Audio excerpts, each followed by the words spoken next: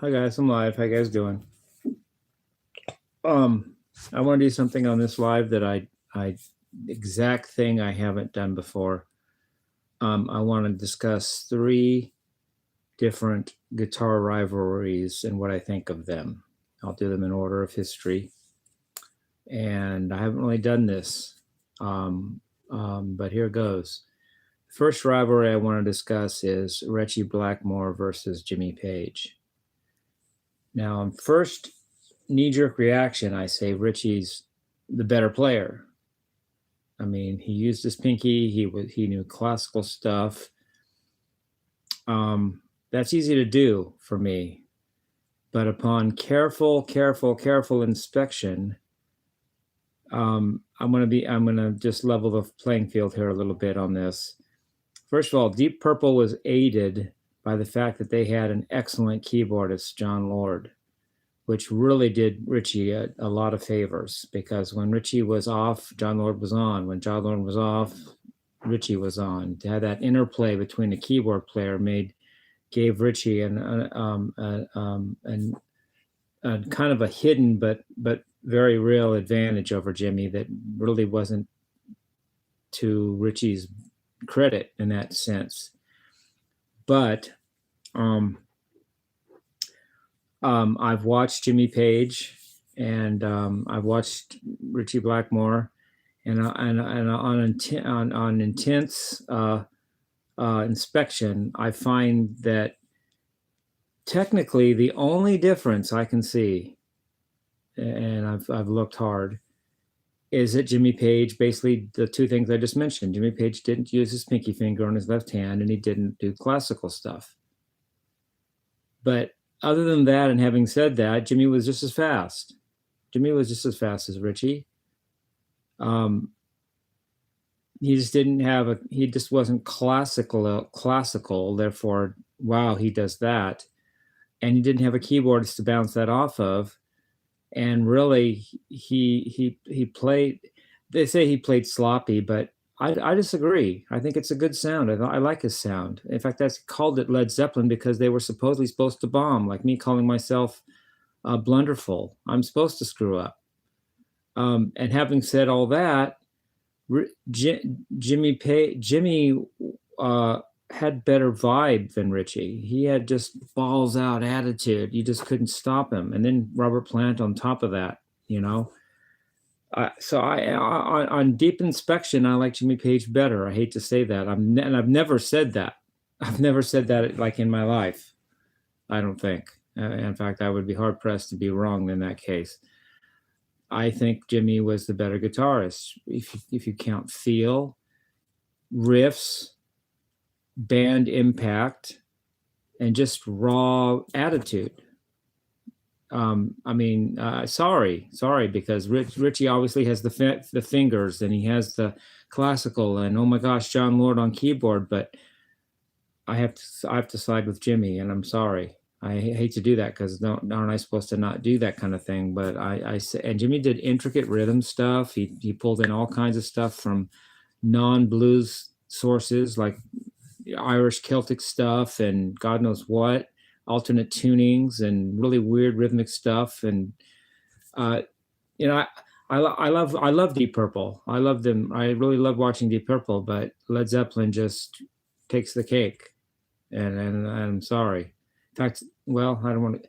Well, in fact, sometimes I wonder if I like them better or Van Halen lately. You know, it's a hard decision there for me, and that's not the rivalry I'm discussing. But since it came in my head, I'm just saying it. I don't know which band I like better. I don't know, and that says a lot for Led Zeppelin because I love Van Halen. Now, here's the second rivalry, in next chronologically in history is Randy Rhoads versus Eddie Van Halen, and this is a really hard one for me. But, and again, I hate to say what I'm about to say, but I think Eddie was the better player. I really, gosh, I hate to say that, but Randy didn't really play anything that fantastic. Lead-wise, he first of all, Randy composed all his stuff. a lot of it was just preset, and Eddie didn't use that crutch. Eddie just did it different every time, which is harder to do, frankly. I mean, I can write a great solo and play it every time, but that's easier than just winging it every time and having to go by feel every single time. I've seen both players.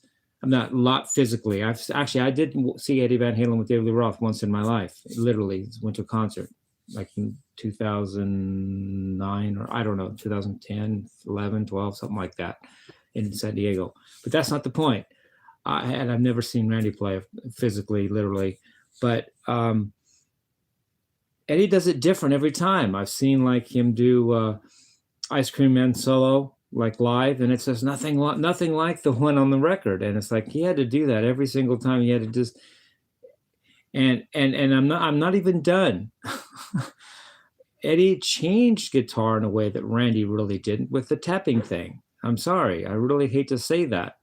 Randy added updated classical stuff, but didn't introduce a groundbreaking technique to the world like tapping like Eddie did. Sorry, I really am. I really am sorry. I'm sorry I'm saying all this, but I'm just saying how I really feel. And Eddie had great rhythm sensibility, great,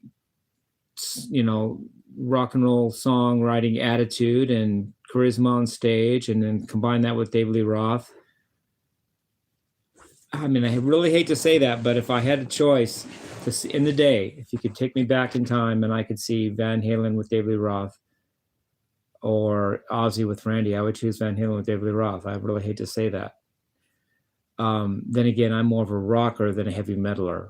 I don't know if you guys know that about me, but to me, rock and roll is more vibe-ish and groovy and improvisational, and more into the wildlife in terms of kind of wild, promiscuous lifestyle, more than the heavy metal side is more constrained as far as compositional leads and classical stuff, and more on the druggy side of wildness. And I don't even do drugs, never have.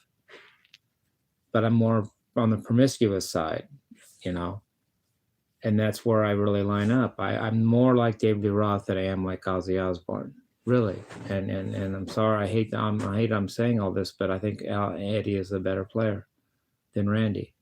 He came before Randy, which means he had more to do. He had more to save, more of a legacy to make, and he did.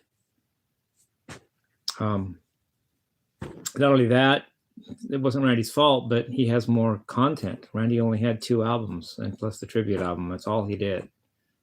That's it. I mean, plus some Quiet Riot stuff, but that never got published. Maybe he got gypped, but I'm not even sure even that's true. He was going to go off and study classical guitar, get his master's of classical guitaring at UCLA, and geek out on classical guitar. I don't think that would have been what everybody wanted from him, and even me, including me. So I say Eddie's better. And next rivalry, Joe Satriani and Steve Vai. Man, these just get harder and harder. This one's even harder than the last one. But upon close inspection, even though Joe taught Steve, that's not the important thing. It matters what you do, not how or what or whom you teached or taught. Steve is better. Steve is better, hands down. Technically, Joe's not even that great. If you really watch him, he's not even that great. Yes, he uses his pinky on his left hand, but he barely knows how to alternate pick, never sweep picks, only taps once in a while, but when he does, he only uses his first finger like this, or his pick.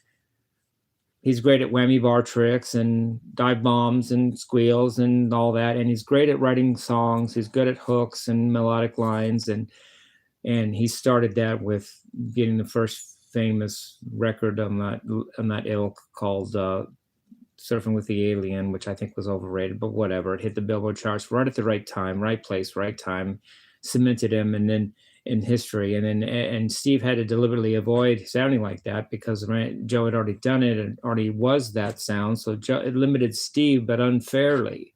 Steve could have done that and then some. Look at David Lee Roth. Look at Eat 'Em and Smile. I mean, that's one of the. To me, Eat 'Em and Smile gives Van Halen with David Lee Roth more of a run for its money than even Ozzy and Randy did. In the day, if I had to choose between listening to Die of a Madman by Ozzy Osbourne and Eat 'Em and Smile by David Lee Roth, I would pick Eat 'Em and Smile like 8 times out of 10. It's just more my vibe. And Steve was great. He could alternate pick really good. He could tap, and not only that, he would tap with the second and third finger of his right hand, which is, first of all, multi-tapping. Second of all, isn't just using the first finger. And plus, he was even greater than Joe at whammy bar techniques and tricks. He even did the talking guitar thing. Joe never even tried that. You got to try that if you want to really be. And I've tried it. I'm not saying I'm Steve at it, but I've got my head around it. I can do it. But Joe doesn't even try. So Steve Vai's better. And I kind of don't cringe on the Steve Vai Joe thing because I already know I like Steve Vai better. But I cringe on the other two. I cringe on saying Eddie's better than Randy, and I cringe on saying Jimmy Page is better than Richie Blackmore. But I have to call it like I see it. Anyway, I love you guys. Peace, love, and rock and roll.